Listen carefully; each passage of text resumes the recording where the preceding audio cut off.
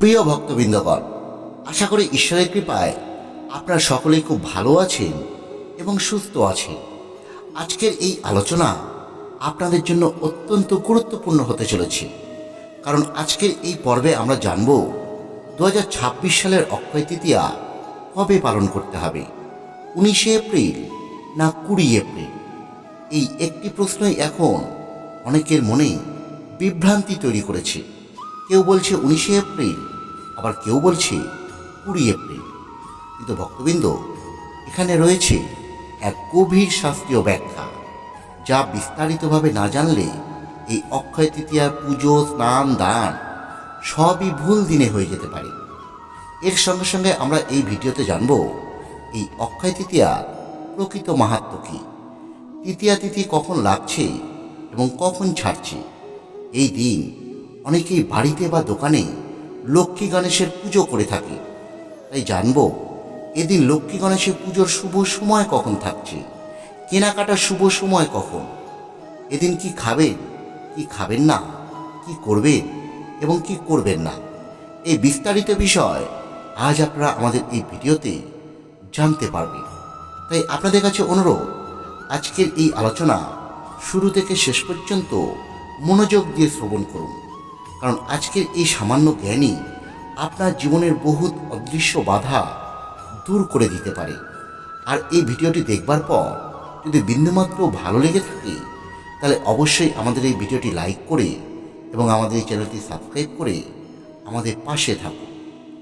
ভক্তবৃন্দ, অক্ষয় শব্দের অর্থ যা কখনো ক্ষয়প্রাপ্ত হয় না, অর্থাৎ এই তিথিতে দান, জপ, পুজো, সৎকর্ম যাই আপনি করবেন সবই অক্ষয় থাকে, চিরকাল বৃদ্ধি পায়। এই কারণেই এই দিনকে বলা হয় চিরস্থায়ী পুণ্যের দান। এবার আসুন গভীরভাবে উপলব্ধি করি অক্ষয় তৃতীয়া এত পবিত্র এবং মহৎ কেন। পুরাণ মতে এই তিথি শুধুই একটি শুভ দিন নয়, এটি এক দিব্য শক্তির সংযোগ ক্ষেত্র। বলা হয় এই দিনেই মা গঙ্গা স্বর্গ থেকে পৃথিবীতে অবতরণ করেন, যার ফলে অসংখ্য পিতৃপুরুষ মুক্তি লাভ করে। এই পবিত্র তিথিতে পরশুরামের আবির্ভাব ঘটে, যিনি ভগবান বিষ্ণু ষষ্ঠ অবতার।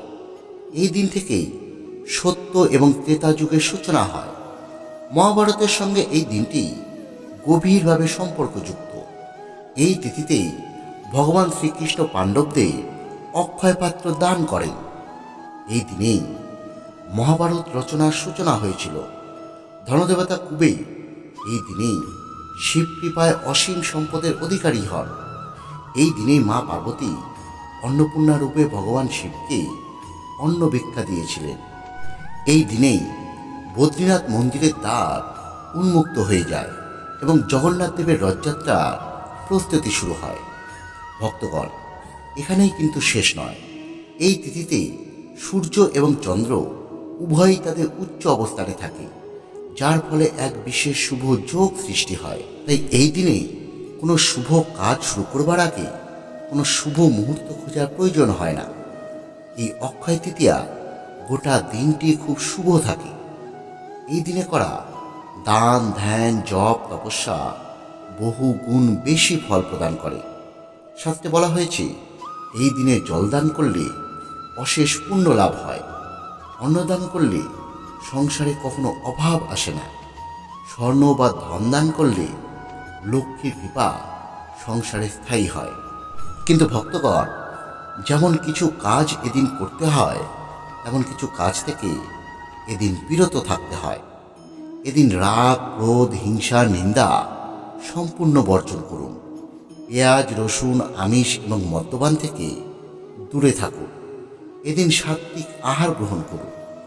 কারো মনে কষ্ট দেবেন না, কারো সঙ্গে ঝগড়াঝাটি করবেন না। এদিন মিথ্যা কথা বলবেন না। এদিন চুলদাড়ি কাটবেন না। প্রিয় ভক্তবৃন্দ, এই দিনটি সংযম, ভক্তি এবং পবিত্রতার প্রতীক। তাই এই দিনটি শুধু ধন লাভের জন্য নয়, এটি আত্মার উন্নতি, পাপ ক্ষয় এবং সৌভাগ্য বৃদ্ধি এক অপূর্ব সুযোগ। আসুন এবার জেনে নিই এই তিথির গুরুত্বপূর্ণ সময়সূচি, যা আপনার ব্রত এবং পুজোকে সম্পূর্ণ সফল করে তুলবে।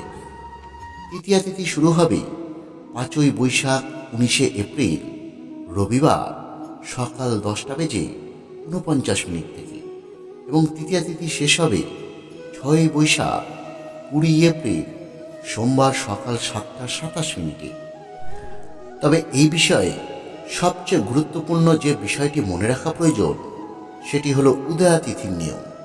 শাস্ত্র অনুযায়ী যে তিথি সূর্যোদয়ের সময় বিদ্যমান থাকে সেই দিনেই সেই তিথি পুজো ব্রত বা সমস্ত শুভকর্ম পালন করতে হয়। এই অনুযায়ী 20 এপ্রিল প্রভাতকালে সূর্যোদয়ের সময় তৃতীয়া তিথি বর্তমান থাকবে। অতএব কোনো রকম সংশয় বা বিভ্রান্তি রাখবেন না। অক্ষয় তৃতীয়ার শুভ পালনযোগ্য দিন হল 20 এপ্রিল বাংলা 6ই বৈশাখ সোমবার। আবার বলছি, এবছর 2026 সাল তথা বাংলার 1433 সালে অক্ষয় তৃতীয়া পালন করতে হবে 20 এপ্রিল বাংলার 6ই বৈশাখ সোমবার। এই দিনে ভক্তিভরে পুজো দান এবং সকল মঙ্গলকর্ম সম্পন্ন করতে হবে। এই দিনে লক্ষ্মী গণেশ পুজোর সর্বশ্রেষ্ঠ শুভ সময় থাকছে সকাল 7:51 থেকে সকাল 10:53 পর্যন্ত। এদিন সংসারের মঙ্গল কামনায় অনেকেই বাড়িতে কিছু না কিছু কেনাকাটি করে থাকে। এদিন কেনাকাটার শুভ মুহূর্ত হল 19শে এপ্রিল সকাল 10:50 থেকে শুরু হয়ে 20 এপ্রিল সকাল 7:27 মধ্যে।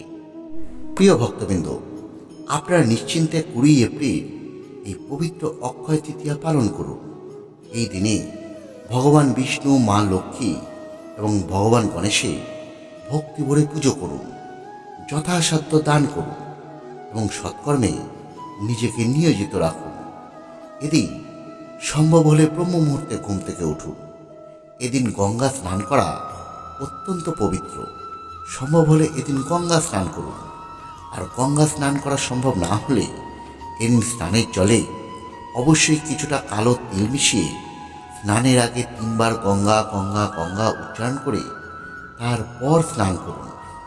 মনে রাখবেন, এই দিনের আসল শক্তি বাহ্যিক আচারে নয়, বরং আপনার অন্তরের পবিত্রতা এবং ভক্তিতেই নিহিত রয়েছে। ভিডিওটি যদি আপনার ভালো লেগে থাকে তাহলে আবার বলছি, ভিডিওটি অবশ্যই লাইক করে চ্যানেলটি সাবস্ক্রাইব করে আমাদের পাশে থাকবেন এবং কমেন্টে ভক্তি ভরে লিখবেন জয় শ্রীকৃষ্ণ, রাধে রাধে। তাহলে বন্ধুরা,